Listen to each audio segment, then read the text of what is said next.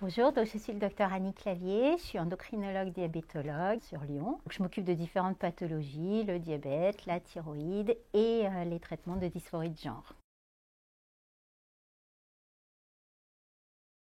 Les effets des hormones, c'est une puberté qui va être recréée avec essentiellement un développement de la pilosité. Alors c'est quelque chose qui est extrêmement long, le développement de la pilosité. Ça se développe d'abord sur la partie inférieure du corps et puis ça va arriver jusqu'au visage. Alors le visage, ça dépend des individus. Il y en a qui ont un petit duvet au bout de 6 mois et puis il y en a, va plutôt falloir attendre 6-7 ans pour avoir une pilosité. Faites comme chez les hommes cisgenres, mais en général, vous êtes beaucoup plus impatient. On va avoir un développement de la masse musculaire à condition de travailler. Si on reste assis dans son canapé, pas beaucoup de développement de masse musculaire. On va avoir une modification de la voix.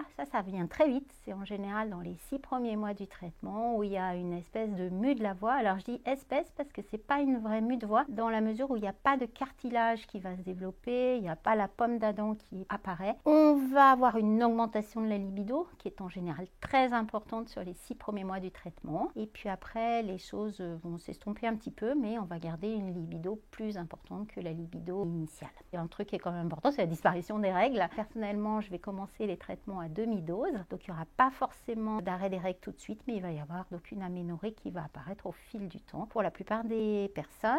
J'ai oublié le développement du clitoris, donc qui est classiquement appelé diclite, qui va se développer là aussi très tôt dans les 6 premiers mois et après ça stagne beaucoup. C'est un clitoris un peu plus volumineux, mais qui n'est quand même pas l'équivalent d'un pénis. Dans les autres effets, il y a des effets un peu moins sympas, comme l'acné en début de traitement qui va s'estomper au fil du temps. Alors là aussi, c'est très imprévisible. Il y a des gens qui n'auront pas du tout d'acné, il y en a qui l'auront dans le dos, il y en a au niveau du visage. C'est de l'acné comme à l'adolescence. Les traitements dermato classiques vont la faire disparaître et puis attendre, ça la fait aussi disparaître. Dans les effets également moins sympathiques, une transpiration qui va être beaucoup plus odorante, les cheveux qui sont plus gras et qui vont avoir tendance à tomber. Par contre, au début, il peut y avoir aussi une certaine impulsivité, une certaine agressivité qui me fait démurer le traitement à petite dose aussi. Et une émotivité qui va être moins importante devant des événements tristes ou heureux d'ailleurs. Ce traitement nécessite, avant la mise en place, quand même d'éliminer des contre-indications. Il y a quelques contre-indications dont les troubles de coagulation, parce que c'est des injections qui sont intramusculaires, donc il ne faut pas avoir d'anticoagulants, pas avoir un trouble de coagulation. S'il y a une insuffisance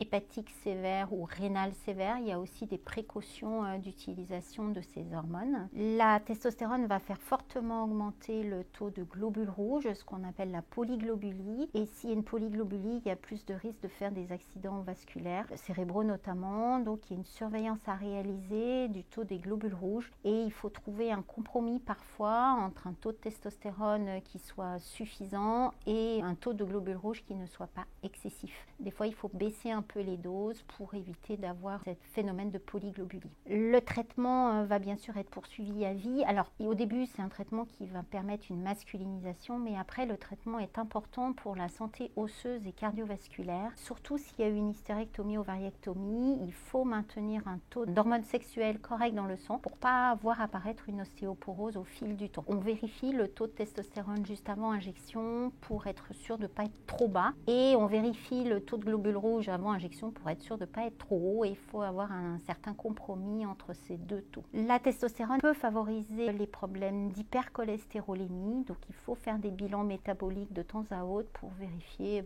qu'il n'y a pas du cholestérol qui apparaît pour éviter sur le long cours des accidents cardiovasculaires. Donc il existe 2 formes de testostérone injectable, l'androtardil et le Nebido.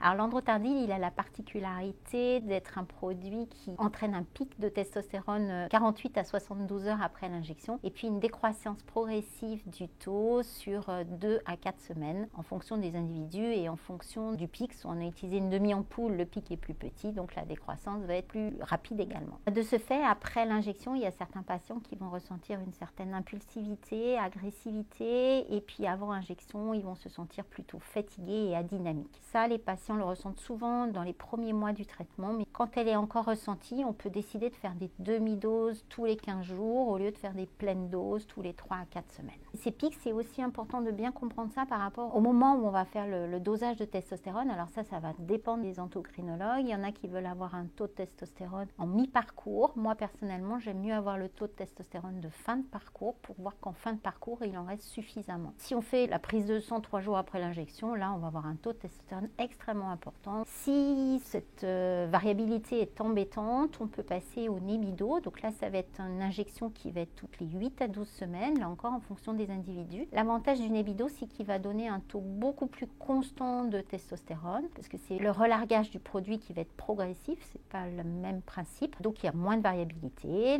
L'avantage, c'est que ça dure beaucoup plus longtemps dans le sang, donc beaucoup moins d'injections. Par contre, le Nebido n'est pas remboursé par l'assurance maladie, avec un coût qui est variable en fonction des pharmacies, en moyenne 130 à 150 € par injection.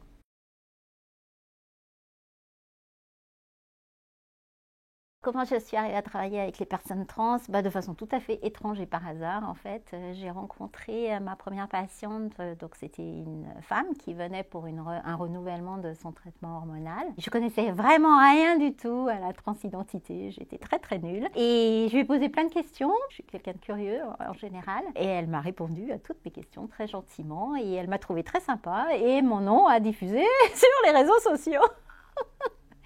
Et suite à ça, je me suis quand même un peu formée, évidemment, parce que dans nos études, on n'apprend rien du tout sur les traitements de réassignation de genre. Puis de fil en aiguille, à force de voir des patients, de les interroger, de voir comment les choses se passaient, j'ai progressé aussi dans la prise en charge.